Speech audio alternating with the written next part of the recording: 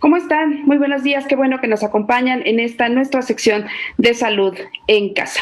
Y hoy vamos a platicar de cáncer de mama. Este mes de octubre se está recordando pues el Día Mundial en contra del cáncer de mama. El próximo 19 de octubre es el día que se celebra este día, pero bueno, pues regularmente todo el mes hay actividades para recordar la importancia de esta enfermedad, las formas de prevención que son muy importantes y bueno, pues cuál es la guía, cuáles son los pasos a seguir una vez que hay un diagnóstico confirmado.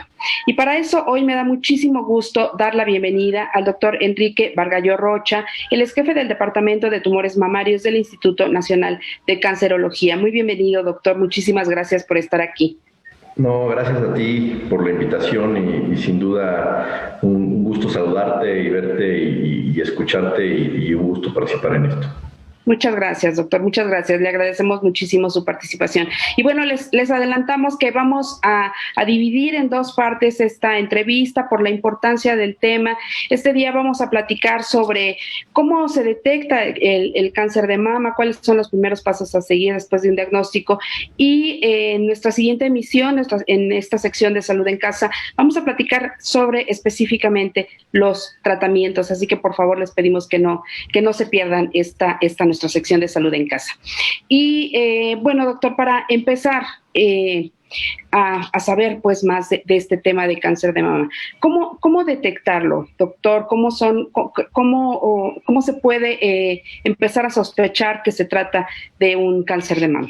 A mí me parece que este mes, sin duda, lo primero que nos debe llevar es a una gran reflexión. Sí. Y esa es la idea de tener un día, de tener un mes y de pintar todo con rosa. Y la primera gran reflexión es: a cualquiera le puede pasar. Claro. Entonces, creo que ese es un dato que me parece muy poderoso y muy importante que reflexionar. Y la primera sospecha es pensar que te puede pasar. Claro. Y saber cuál es el rol que juega cada una de las personas, la persona de manera muy individual, la persona en el rol de familia que nos toca o la influencia que nosotros podamos tener a nuestro alrededor, o si eres personal de salud, o si eres personal de una institución, o si eres tomador de diferentes decisiones. Entonces, me parece muy importante que la primera y más poderosa razón es saber que es algo que tenemos que poner en nuestra mente y cuál es el rol que debemos de tener. Entonces, los dos factores más importantes para que una persona desarrolle cáncer de mama, los dos factores más importantes, número uno, es el género. Una mujer tiene 100 veces más posibilidades que un hombre en desarrollar cáncer de mama. Eso no quiere decir que no le pueda pasar a un hombre, pero tan solo el género sí aumenta considerablemente el riesgo. Primero que nada por el volumen y cantidad de tejido mamario que tiene, como muchos otros factores, pero número dos, la edad. Sin duda, conforme de una manera muy general, nuestras células poco a poco van perdiendo efectividad en su día a día.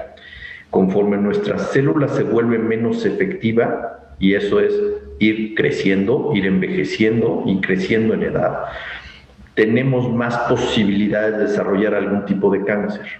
Voy a quitar todos los cánceres que hay en la infancia y en la adolescencia, pero de una manera, me atrevería a decirlo, muy natural, nuestra célula se vuelve menos eficiente. Entonces, conforme va creciendo en edad una mujer, va aumentando su riesgo para desarrollar cáncer de mama.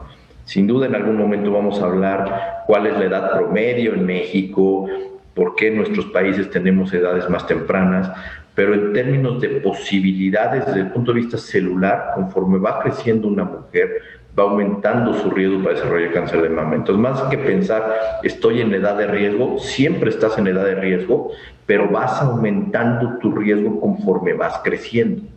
Claro. Pero y además también la carga genética, doctor, toma un lugar importante. La carga genética, cada vez sabemos más de ella y Y podría yo decir que el sentido común, primero, creo que es el que debemos de poner en nuestra mente. Cuando tenemos un familiar o más de un familiar que desarrolló no solo cáncer de mama, sino algún tipo de cáncer, tenemos que considerar que hay un poco más de posibilidades que cuando no tenemos. Más o menos el cáncer asociado a la herencia, hoy desde el punto de vista conocido, más o menos representa alrededor del 10 al 15%. El otro 85% o no lo sabemos o es lo que nosotros llamamos un cáncer esporádico, lo cual lleva al riesgo a todas las mujeres a que, aunque no tengan un familiar, también pueden tener riesgo. Pero es un tema de posibilidades de riesgo. 100 veces más probable una mujer en tener cáncer de mama que un hombre, y probablemente una de 15 de cada 100 probablemente está asociado a un patrón de herencia. Ya. ¿Y cuáles son los factores de riesgo, doctor, que también hay que considerar y muy importante también para el tema de prevención? ¿Cuáles son los factores de riesgo en el tema de cáncer de mama?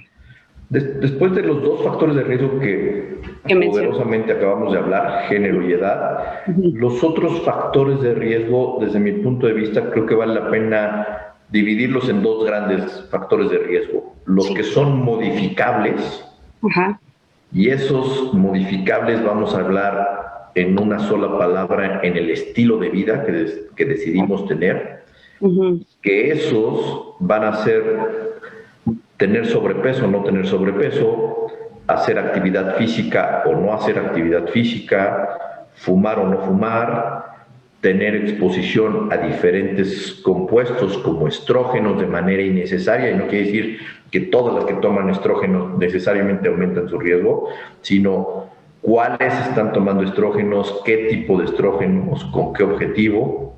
Desde mi punto de vista, esos son los más poderosos modificables.